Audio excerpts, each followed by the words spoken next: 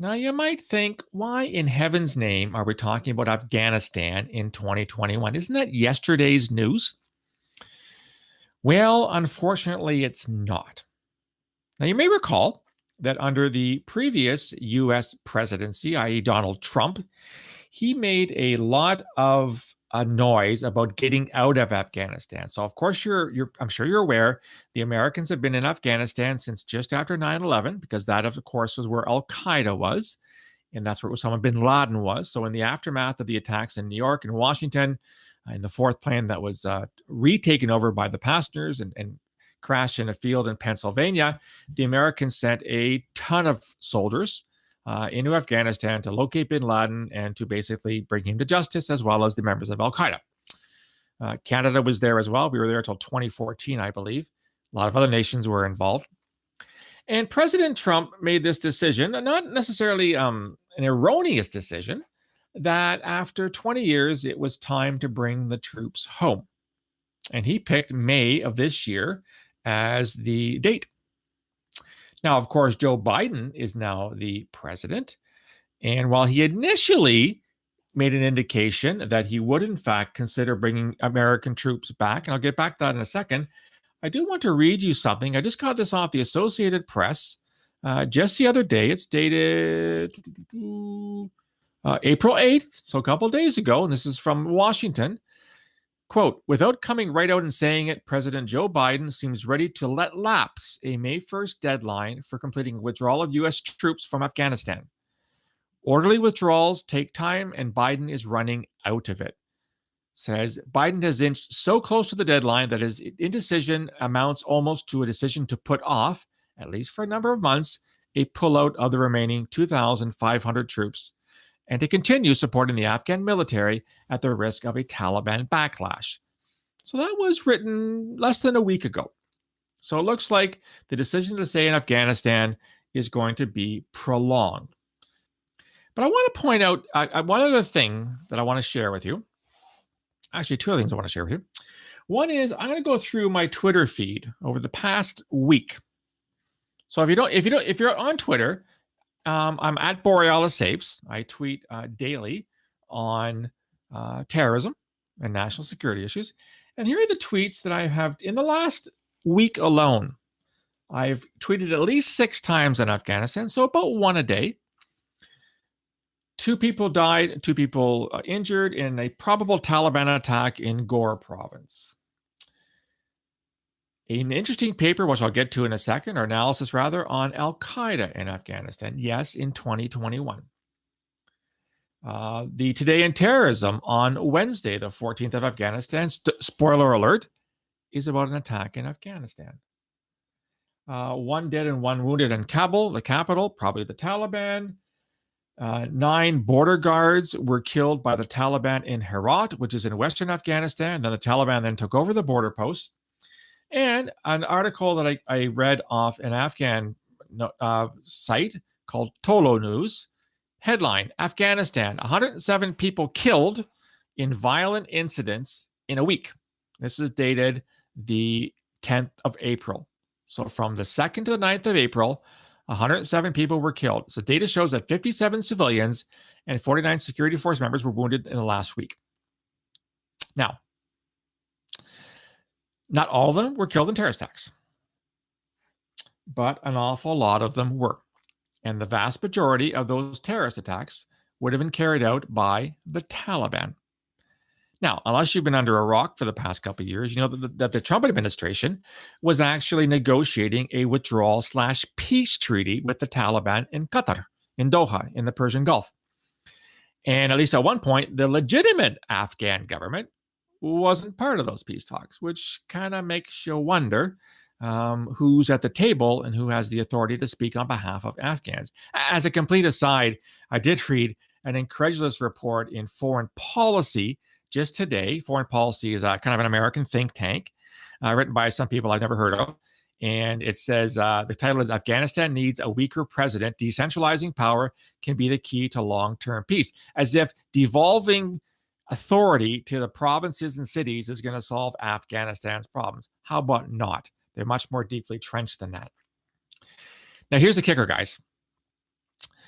when the Trump administration was negotiating quote unquote peace with the Taliban promised that if the Americans leave, that they would not allow Al-Qaeda to regain a foothold in Afghanistan. And here's a report I just read off a site I follow on a regular basis called the Long War Journal. It's quite good. And the guy that wrote it, Bill Roggio, I've been following him for a while. He's a good analyst. He's really smart. And he's written this piece. I can share it right now in the chat function if you want. Come here. Where are you? There you go. There it is. I'll just quote from it. Where'd you go? There you go. Al-Qaeda and its regional branch, Al-Qaeda in the Indian subcontinent, continue to operate across Afghanistan despite repeated Taliban claims that the group has no presence in the country. In all, Al-Qaeda is operating in, and I quote, at least 21 of Afghanistan's 34 provinces. And you think for 1 second the Taliban aren't aware of this? You think they're not, at a minimum, turning a blind eye and more likely actually giving some assistance to Al-Qaeda, let alone the Islamic State representative in Khorasan called Islamic State Khorasan Province? So what does this all mean? Now, already people are weighing in. So this is going to be an interesting topic, guys. Here's the problem. We're damned if we do, and we're damned if we don't. The very fact that the Americans and other NATO forces, Germany has just extended its mandate, I believe, in Afghanistan. I tweeted that a couple of weeks ago. The mere fact that we're there is highly problematic because the presence of foreign military troops in a foreign country usually pisses off the locals because things go wrong and civilians get hurt or killed. It actually feeds terrorism. We saw it in Somalia in 2005. We saw it in Iraq in 2003. And we're seeing it in Afghanistan. So that would be a strong argument for not having boots on the ground in Afghanistan. And yet, if we took those boots off the ground today, the Taliban would take over. The Afghan government and its security forces and its law enforcement agencies are nowhere near strong enough to fight back against the Taliban. So we return to the status quo ante. In other words, the early 1990s, up to and past 9/11, where the Taliban were in power. And the Taliban are a terrorist group, B, a antediluvian medieval Islamic sect that doesn't like women or all kinds of other stuff. And we would return to a time where it's possible, if not probable, that groups like Al-Qaeda would have the freedom to plan and to grow larger. So you guys are already weighing in. I'm going to have to put my glasses on. I apologize for this. So Dean says, in answer to Ratnadeep, that's a tough question. It would be a shame to leave with no positive impact, but to put more Canadians at risk with the same effect might be worse. Yeah, and then again, it's the situation. This again, it's the damned if you do and damned if you don't with Afghanistan. That's the problem. So Ratnadeep says there was in fact a leaked document where U.S. asked Afghanistan to form an interim government to include the Taliban. Well, and I guess, you know what, in some ways that is just looking at things realistically, but it seems to me that if 20 years later,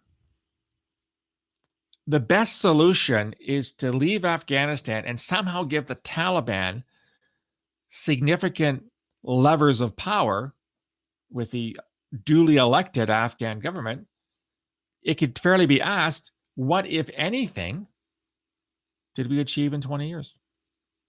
Except the loss of, I think it's upwards of 4,000 U.S. servicemen and women have died in Afghanistan. I think it's over 4,000. Someone said 165 Canadians. You know, I don't know, guys. I mean, I don't know what to do with this. I don't have an easy answer, and I wish people would stop pretending there is an easy answer to all this kind of stuff. So Dean says, legitimacy can only really be established with a monopoly on forced coercion. As the Taliban is still active and dangerous, my guess would be that the Trump administration did not see Afghanistan as in control. Well, they're not in control. Again, you know, you look at the attacks that are taking place on a daily basis in Afghanistan, and this is I'm not spitting or dumping on the Afghan National Army or the Afghan Air Force or the Afghan police, but they simply don't have the firepower and or the manpower the Taliban do. The Taliban are acting at will. And again, if you follow the Afghan news like I do on a daily basis, there are attacks daily. Now, not all of the attacks are claimed by the Taliban, but 95% of them are the Taliban. So again, we would leave a country in the hands of the very people who not only sponsored, and yes, JB, you are wrong, the Taliban were not al-Qaeda's enemies. The Taliban welcomed al-Qaeda and gave them free rein. In fact, after 9/11, the states said to the Taliban, give up bin Laden, and they said, we can't do that. Mr. bin Laden is our guest, and we'll deal with him, thank you very much. And President Bush says, no, you won't, we'll deal with him. Hence the American invasion of Afghanistan in October of 2001. Hence the 10-year manhunt for bin Laden that finally ended in May 2011 when he was found next door in Pakistan, not in Afghanistan. So Ranadeep says, I don't know if you've read this document by the U.S. think tank, but they mentioned the Haqqani Network forming a new unit with al-Qaeda. So the Haqqani Network was also a gang of jihadis in Afghanistan, somewhat separate than al-Qaeda, but when push comes to shove, Ranadeep, they're all kind of sharing the same agenda. They may fight with each other periodically, and they may not like each other periodically, but they all sing from the same song sheet. They're all Islamist extremists. Some of them are violent Islamist extremists like al-Qaeda, and they want to bring Afghanistan back to somewhere around the 13th century. There's no easier way of putting that kind of thing. So JB says, since you seem to appreciate analyzing video games, you should take a look into Metal Gear Solid 5, which is all about Afghanistan and espionage. Totally. Okay. You send me a link, JB, and I'll have a look at it. Bill, it's okay. Welcome back. You're not late. You're just in time because you're good. Because Bill, I just talked about Afghanistan for 17 minutes in your absence. And because you're late, you are going to have to solve Afghanistan for us. You were there for a year back in, right? So we're all going to sit back and we're going to let Bill tell us what to do about Afghanistan. So I'll just play the Jeopardy theme here while we allow Bill to weigh in. Do do do do do do do do do do do. All right, you know what? My voice is terrible. Actually, I'm just kidding, Bill. I'm not expecting an answer from you tonight. But Bill notes that the Haqqani is run by the ISI, which in fact is the Pakistani intelligence service. Pakistan is known to have an incredibly large influence in Afghanistan, has had for decades. So Bill's solution is start over, take two. It's a good point, Bill. How far back do you want to start over? Because some would say, Afghanistan has this legitimate reputation as the graveyard of empires. The Soviets were hammered by them in the 1980s, the original al-Qaeda and the so-called Afghan Arabs. The Brits and the Russians were hammered by the Afghans in the 1860s. Was it 1870s, 1840s? Somewhere in the 19th century. Wasn't there at one point only one British soldier was allowed alive to basically crawl back to his fort and say, by the way, boys, the rest of the men have been slaughtered by the Afghans? Want to go back to Alexander the Great? Because that's where he ended his campaign. He died somewhere in modern day India / Pakistan / Afghanistan. So maybe Bill's right. We should go over to take two, but take two would have to be about 300 BC. So if we're going to go that far back, maybe there is some response to this. So Dean says, my thoughts are to provide support in non-military ways. Intel and expertise would be the way I would do it. But in doing this, it would almost be hands-off. Like you said, no easy answer. Yeah, exactly, no easy answer. And if you are even providing intel, that could be construed as overt military assistance, which would mean that the people fighting the Afghan government would still see you as a target, as a potential enemy. So I don't know. It's I didn't come here tonight to give you an answer on Afghanistan. I really didn't. It's just I think a couple things are important about Afghanistan in April of 2021. Nobody's talking about it anymore. It's like we've grown tired of Afghanistan. And maybe there's some truth to that. That's all we've heard about since 9/11. So everyone wants to focus on what happened on January the 6th in the Capitol, or what's happening with Black people being killed in the United States by law enforcement, or, why were this the Proud Boys here in Canada, or maybe it's COVID fatigue or whatever kind of thing. Secondly, is this unwarranted optimism when it comes to what to do in Afghanistan. I can say this article, it says, just decentralize the government and that's going to resolve your problems. Like, who would be so naive to say that? It beggars disbelief why someone would think that would be, whether it's a good idea or not, it's irrelevant. But why it would be the idea, the priority idea for April 2021 to simply devolve power from the Karzai government to the provinces and to the major cities, that's somehow going to set Afghanistan on the road to peace. I'm not a political scientist. Maybe there's something to this, but it just strikes me as an overly simplistic suggestion for an overly complicated situation. I don't know. If you're just joining us, my name is Phil Gurski, president of Borealis Threat and Risk Consulting, former analyst with CSIS and CSE in Canada. If it's your first time, welcome. We hope you subscribe to the channel. If you're back, welcome back.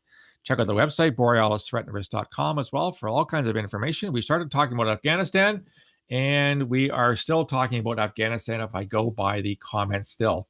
Some Barney and friends.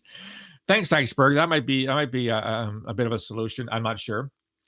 Welcome back. Whether the U.S. would leave or stay depends on the strategic objective, which is determined ultimately by Congress and the president, which changes every 2 to 4 years, which I think is a really, really good point, Aidan.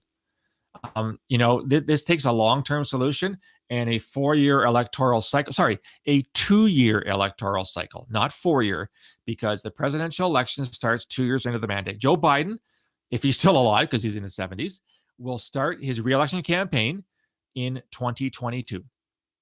Not 2023, and sure as hell not 2024. So you only really have 2 years to get things accomplished before you're back on the hustings trying to get reelected. So yeah, we don't have that kind of inability to look for long-term solutions. And as the Taliban, has reminded us, we're going to be here forever. You guys are going away. We're just going to wait you out until you go away. And they know that when they do that, that they're actually going to take power. Okay, lots more comments here. Yes, you're right, Centurion. Welcome back. I did not come here with answers. I came just to remind us the situation is still crappy. Absolutely. Bill says, interesting. You look at Kabul in the 1960s and 70s, it was very cosmopolitan. Women were mingling and working with men. It's amazing how it's slipped back out of the talent. Bill, you're absolutely right. I think Afghanistan in the 60s and 70s was seen almost as a role model in the same way Lebanon was, the Paris of the Middle East. And I think these nations, unfortunately, through the rise in fundamentalism, kind of starting in 1979. If you haven't heard me say this before, 1979 was a pivotal year in the history of terrorism. There were 3 major events that took place that year. There was, of course, the Iranian Revolution in February, the overthrow of the Shah, the overthrow of a 2,500-year dynasty, or a series of dynasties in Iran, the monarchs, the Shahs. It was also, of course, the Soviet invasion of Afghanistan in December, on Boxing Day or Christmas Day of 79. And the event that everyone forgets about, in November of 79, a bunch of Islamist extremists took by force the Grand Mosque in Mecca in Saudi Arabia and held it for the better part of a couple of weeks before they were finally taken out thanks to French special forces. And in response, the Saudi government began it became more fundamentalist and more intolerant in its Islamic beliefs and started sending preachers around the world to teach their own intolerant view of Islam. That's the event everyone forgets in the aftermath, and that's really, in many ways, not the cause of, but a major contributor to modern Islamist extremism, the Saudi reaction to the Grand Mosque seizure in November of 1979. So I think from that point, the point you raised, Bill, about Kabul is absolutely true, and it hasn't been a very pleasant place since then. Certainly not since the Soviets decided to go in 1979, which was a dumb decision by the Soviets. Olivier, welcome back. At the end of the day, the Canadian government at the political level needs to make a clear decision as to where our limited resources needs to be focused for real. I'm glad you raised that point. I was thinking about this today, guys. I was thinking about sort of how we're doing during the pandemic. So don't worry. This is going to come back to national security in a second. Trust me. There were those that said when the pandemic became obvious back in January of last year, it's already been almost a year and a half, that what was required by Canada and by other Western nations, in fact, all nations, was the same effort that we pulled off from 1939 to 1945, i.e., there had to be all people on deck, single focus. We will stop everything but the control of the pandemic, the development of vaccines, and the distribution of those vaccines ASAP. Everything else becomes secondary. And I think it can be fairly said that the Trudeau government did not do that. It did a whole bunch of other things, but it did not have that sort of full court press in terms of the COVID virus and the efforts to combat it. Now, why is this important? Because whenever you're in government, there are a gazillion competing priorities around the cabinet table. All the ministers have their own departments, and they have people screaming at them all the time. We need money for this. We need money for that. Blah, blah, blah, blah. Why aren't you supporting us? Why aren't you giving us more resources? And then they hash out around the cabinet table. Who's going to get what on what day and in what amount?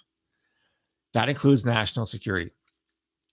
It can be fairly said, and this is kind of, getting back to what Ratnadeep said about, a moral obligation that Canada has to Afghanistan. I think in a perfect world, we probably do have some kind of a moral obligation, whatever that term means, to all of you. But I think that decisions have to be made, because you have to realize, that we here in Canada, very, very much a middle power. We're not a superpower. We're not even a major power. We're a middle power. Can only do so much with the resources, the money, and the people we have. And let me give you a very concrete example of that. And I think I've referred to this before. When I worked in intelligence in the 1980s and 1990s, we would have requirements meetings with our clients, i.e. senior government officials. And we'd ask them, what do you want us to provide you with? What kinds of intelligence do you need? What are your priority issues or nations or whatever kind of thing? And they'd come back to us with 110 priorities. And we say to them, we can't do 100. We don't have the resources to do 110 priorities. The elections in Ghana this year might be your priority because you're the desk officer for Ghana at Global Affairs Canada, but they're not a national priority. You have to find your information somewhere else. So it does apply to intelligence. And you could fairly ask in the time of a pandemic where, what are the worldwide deaths already up to? It's in the millions. Should we have been spending money on other things, including security intelligence, when the pandemic should have required all of our resources? So to get back to, I guess, Ratnadeep's question and Dean's question, maybe the government has to, cut bait. Say, you know what? We were there. We made a contribution. By the way, Canadian Special Forces are still in Iraq killing Islamic State. I just saw that this morning on CTV. My feeling is a dead terrorist is a good terrorist. I don't have a problem with that. But should we be spending money on Canadian Special Forces in Iraq to target ISIS, which is, yes, is still a very lethal terrorist group, despite what everyone in the world seems to be telling you right now, that ISIS has been defeated, when we have a pandemic to fight here in Canada? In other words, can we afford to do it all? And I think the answer is no. We can't afford to do it all. And this might sound a little bit cruel, but I always got the impression when I worked in the government that a lot of people wanted Canada to be all things to all people.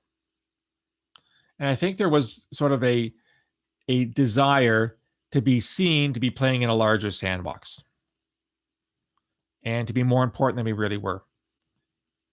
And don't get me wrong, I think there's a lot of great Canadians with a lot of great ideas, but I don't think this should have been our priority. That's just my humble opinion.